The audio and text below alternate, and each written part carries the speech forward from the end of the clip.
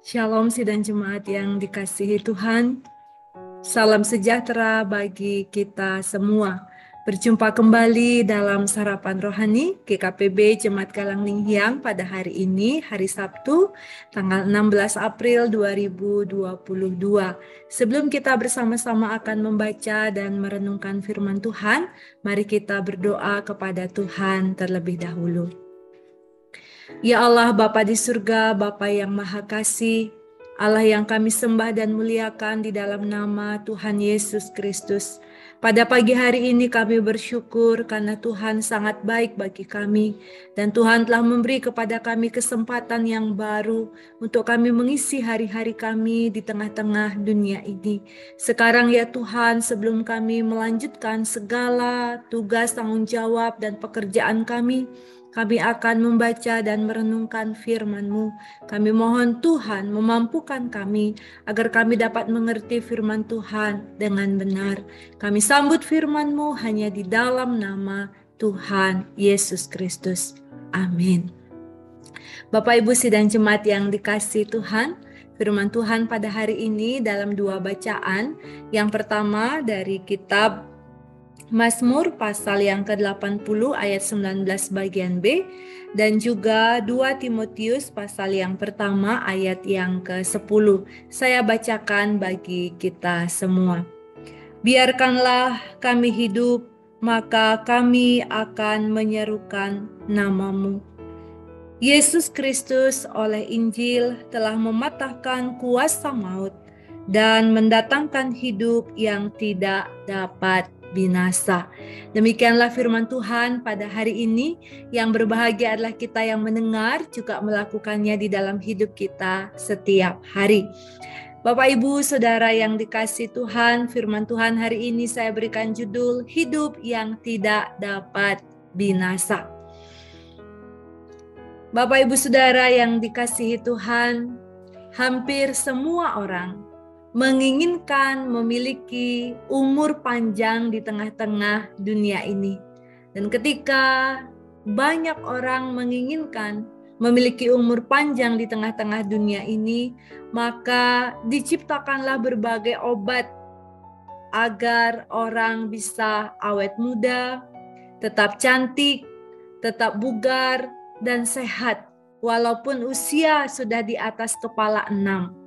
Namun demikian Bapak Ibu Saudara, bagaimanapun usaha manusia untuk bisa bertahan di tengah dunia ini agar hidup lebih lama, perlu disadari bahwa hanya Tuhanlah yang berkuasa atas kehidupan kita. Hal ini jugalah yang disadari oleh pemazmur dalam kitab Mazmur pasal 80 ayat 19 bagian B ini. Pemazmur menyadari bahwa hanya Allah yang merupakan pengharapan satu-satunya di dalam kehidupannya untuk memperoleh keselamatan dan pemulihan dalam kehidupannya, bahkan juga dalam kehidupan umat Tuhan pada waktu itu. Itulah sebabnya ia berseru, biarkanlah kami hidup, maka kami akan menyerukan nama-Mu. Bapak Ibu Saudara yang dikasihi Tuhan, seruan pemazmur ini menyiratkan kepada kita bahwa Tuhan adalah Sang Pemilik kehidupan yang berkuasa memberi kita hidup atau membinasakan kehidupan manusia. Oleh sebab itulah ia berseru dan memohon kepada Tuhan untuk diberikan kesempatan agar dapat memuliakan Tuhan di dalam kehidupannya. Kesadaran pemazmur akan Allah sebagai pemilik kehidupan seharusnya juga menjadi kesadaran kita sebagai umat manusia. Kita adalah orang-orang yang seharusnya patut dimurkai oleh karena pelanggaran-pelanggaran serta dosa-dosa yang kita lakukan di dalam kehidupan kita. Kita memang selayaknya binasa oleh karena dosa kita. Namun kasih Allah luar biasa bagi manusia.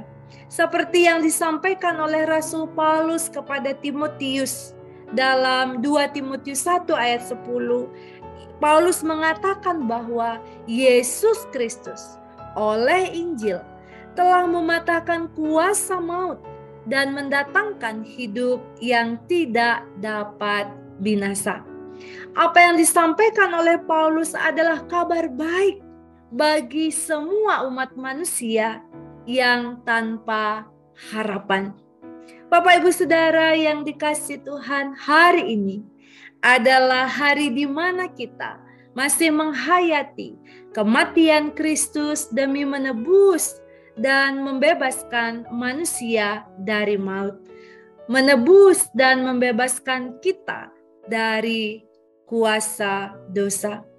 Sebagai umat Tuhan yang tidak berkuasa atas kehidupan ini, maka hal yang dapat kita lakukan untuk menerima anugerah kehidupan yang ada di dalam Tuhan Yesus Kristus yang telah membebaskan dan mematahkan kuasa maut dan yang berkuasa untuk memberikan kepada kita hidup yang tidak dapat binasa, maka hal yang harus kita lakukan di dalam kehidupan kita adalah yang pertama, menyerukan nama Tuhan. Seperti pemazmur berseru kepada Tuhan, demikianlah juga kita menyerukan nama Tuhan dalam kehidupan kita setiap waktu melalui doa dan puji-pujian yang kita naikkan kepada Tuhan di dalam iman kepada Tuhan Yesus Kristus. Seruan kita yang sungguh-sungguh di hadapan Tuhan dalam kerendahan hati yang kita naikkan kepada Tuhan, maka akan membawa kita pada kasih karunia Allah. Yang kedua, mari kita meletakkan pengharapan kita hanya di dalam Tuhan Yesus Kristus sebagai satu-satunya Tuhan dan Juru Selamat di dalam kehidupan kita yang dapat memberi kita hidup yang tidak dapat binasa. Yang ketiga, tugas kita adalah mengisi kesempatan yang Tuhan beri buat kita ini untuk hidup dalam kebenaran dan melaksanakan kasih bagi sesama kita yang memerlukan pertolongan kita. Tiga hal inilah yang penting untuk kita lakukan di dalam kita menghayati karya pengorbanan Tuhan Yesus Kristus yang telah mati, dikuburkan, dan mengalahkan kuasa maut. Mari kita bergiat untuk menyerukan nama Tuhan di dalam kehidupan kita setiap waktu. Mari kita terus meletakkan pengharapan kita hanya di dalam iman kepada Tuhan Yesus Kristus. Dan mari kita terus berjuang, bertekun untuk mengisi kesempatan ini dengan melakukan kebenaran dan kasih kepada Tuhan dan kepada sesama. Selamat menerima anugerah kehidupan yang tidak dapat binasa di dalam Tuhan Yesus Kristus. Amin. Mari kita berdoa. Ya Allah Bapa di surga, kami bersyukur bahwa di dalam iman kepada Tuhan Yesus Kristus kami memperoleh anugerah kehidupan, hidup yang tidak dapat binasa. Sebab melalui karya pengampunan-Mu yang besar, Engkau telah menebus kami dari kutuk dosa dan maut, sehingga kami memperoleh kehidupan yang kekal dalam iman kepada Tuhan Yesus Kristus.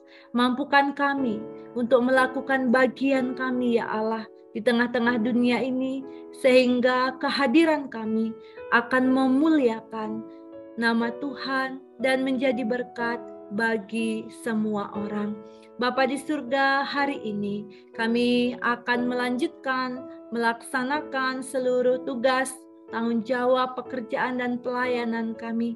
Kami mohon Tuhan beserta, menuntun dan memimpin kami sehingga kami dapat melakukannya sesuai dengan kehendak Tuhan. Kami juga berdoa untuk saudara-saudara kami yang sedang dalam keadaan sakit saat ini.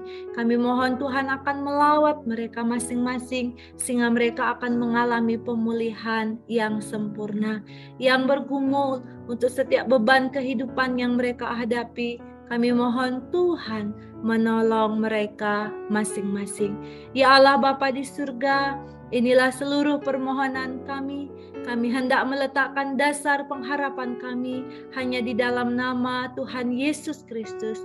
Dan saat ini kami mohon berkat-Mu. Biarlah kasih karunia dan damai sejahtera dari Allah Bapa di dalam Tuhan Yesus Kristus dan persekutuan dengan Roh Kudus menyertai dan memberkati kami sekalian sekarang sampai selama-lamanya. Haleluya. Amin. Bapak Ibu Saudara yang dikasihi Tuhan, selamat menjalani hari ini, selamat berkarya bagi Tuhan dan sesama. Tuhan Yesus memberkati kita semua. Shalom.